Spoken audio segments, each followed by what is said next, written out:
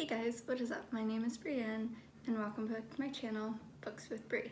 Today I am doing something just a little different. So I've done book reviews on my channel before, but I haven't actually binge read a series to the point where I was able to do a whole series review on them without doing a reading vlog. So today I'm actually doing a series review on the entire collection from the Selection series, and I am very excited to bring it to you guys.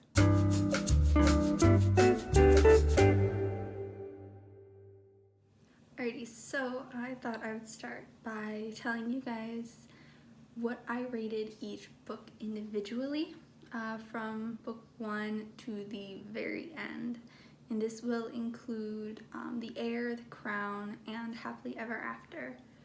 So I gave the Selection 4 out of 5 stars. I thought it did an amazing job introducing all the characters, starting to form those relationships and bring in really the big bad of the story. And then we have The Elite, which is book 2.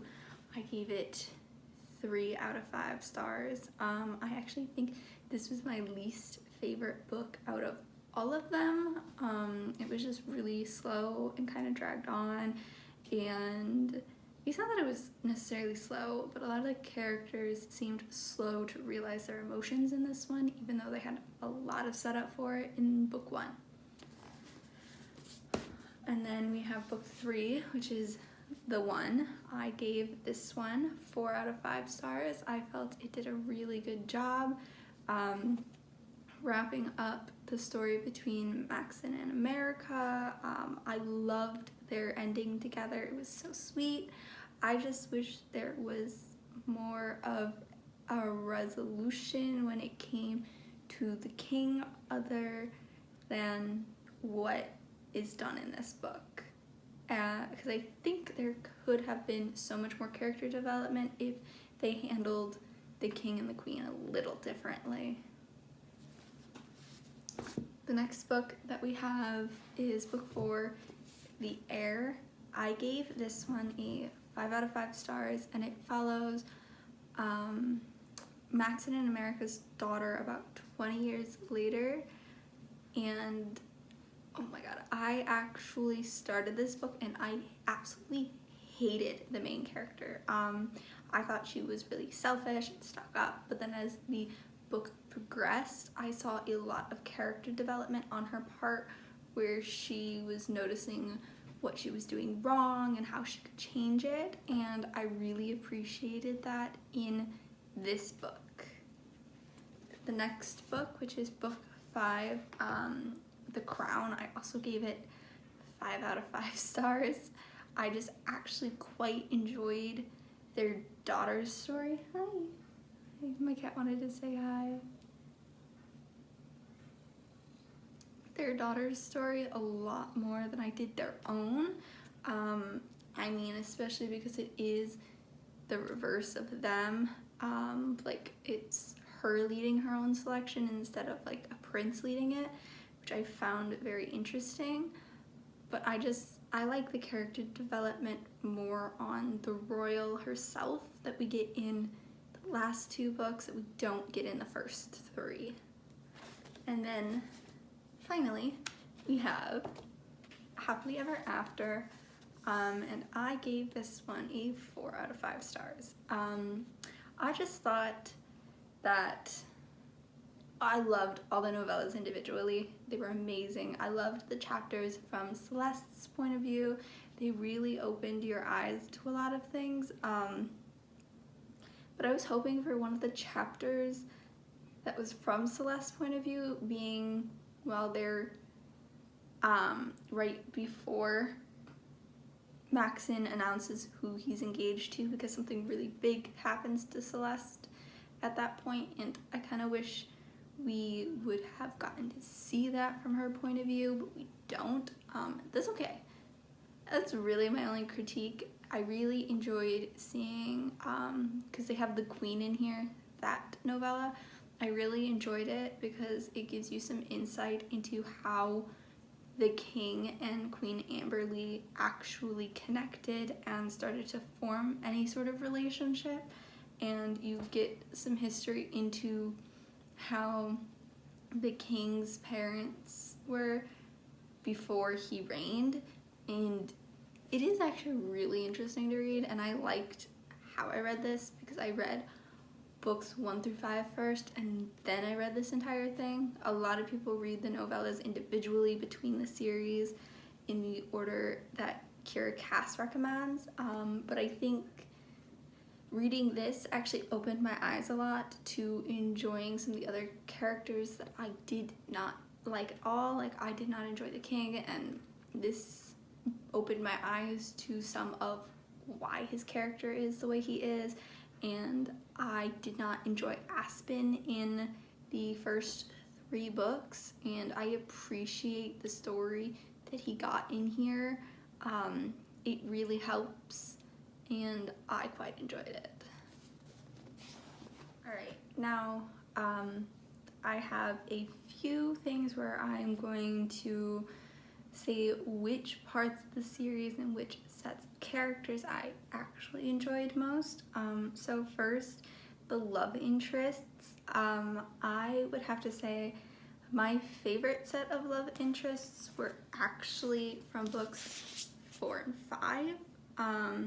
I think we get a clear view on what it's like in the life of a royal and how they deal with romance in books 4 and 5, because the main character is the princess and it's told from her point of view instead of one of the selected. Whereas in the selected, it's told from America, who is participating in the selection. And I agree that it's an interesting point of view to get, but it is normal because they have 35 different women it could be told from, and you would get a different story from each of them, but it would all end the same. But books 4 and 5 being told from the person doing the selecting, and the princess herself, allows you a little more depth into her thought process and her emotions, and you understand her choices a lot better, and you see the selected from a different point of view than you would if they were the ones telling the story. Alright, and I would like to talk about some of my biggest critiques for the first 3 books, The Selection, The Elite, and The One. So America, in the first book, it makes sense for her to be fighting her emotions towards Maxon, considering how her relationship is with Aspen in this book. But I don't understand, and I would have liked a little more explanation from the author in The Elite as to why she's still fighting those kinds of feelings for Maxon. I get it, they have like a rocky patch, but she is like so dead set on fighting those feelings. And I kind of would just like a little more explanation into that, because without that explanation, it seems like she just doesn't want him at all. And then my other major critique is from The One. So you find out, this maybe a bit spoilery, that one of the girls who is in the running is part of the rebellion against royals, like from the north, so she's part of the peaceful rebellion but still part of the rebellion, and it never gets out and nothing is actually done about it. It's kind of just mentioned, and I don't think that was the best thing to do with that bit of information. Like, it could have been expanded on, and it could have been a lot more of a complex sort of ending, but I think the way Kiera Cass did it for younger readers was really good, but I think for her older audience, it would have been really nice to see a bit of that expansion on the idea of one of the girls being found out as a rebel. And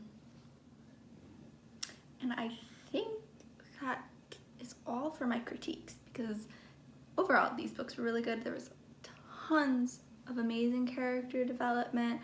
The writing style, even though it was simple, it was done really well, and it gives amazing like mental images, and I was able to like picture it the entire time.